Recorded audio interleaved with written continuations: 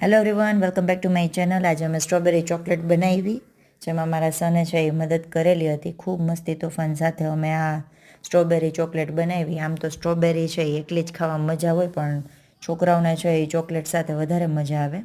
કહે છે કે મારે હાલો, હું તમને હેલ્પ કરું એમ કરીને બનાવું છું. તો એણે પહેલાં થોડોક સોડા નાખી, પાણી નાખી અને સ્ટ્રોબેરીને સાફ કરી. હમણાં બધા વિડીયો બહુ વાયરલ થાય છે ને, સ્ટ્રોબેરીમાં આવું નીકળે છે ને આવું નીકળે છે.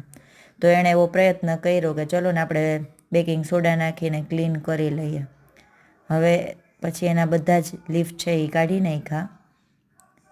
આવી રીતે ડબલ બોઇલર બનાવ્યું એટલે આમાં થોડીક તો મારે મદદ કરવી પડે, નહીં તો ભાઈ દાજી બાજી જાય તો એક કરતાં બીજું થઈ જાય.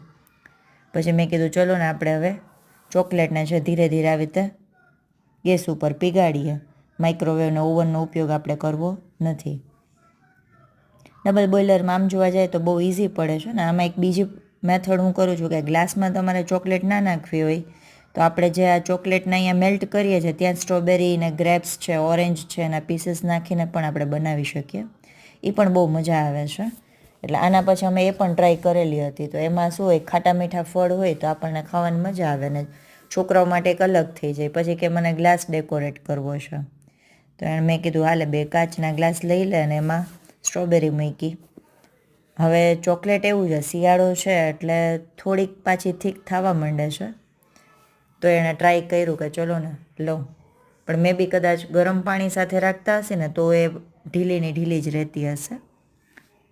2 ગ્લાસ એણે બનાવ્યા અને બધાએ બહુ એન્જોય કર્યું. જો તમે અમારી ચેનલ પર નવા હો તો જરૂરથી લાઇક, શેર અને સબસ્ક્રાઈબ કરજો. અને નેક્સ્ટ કોમેન્ટમાં પણ બતાવજો કે કેવા વિડીયો બનાવવા જોઈએ.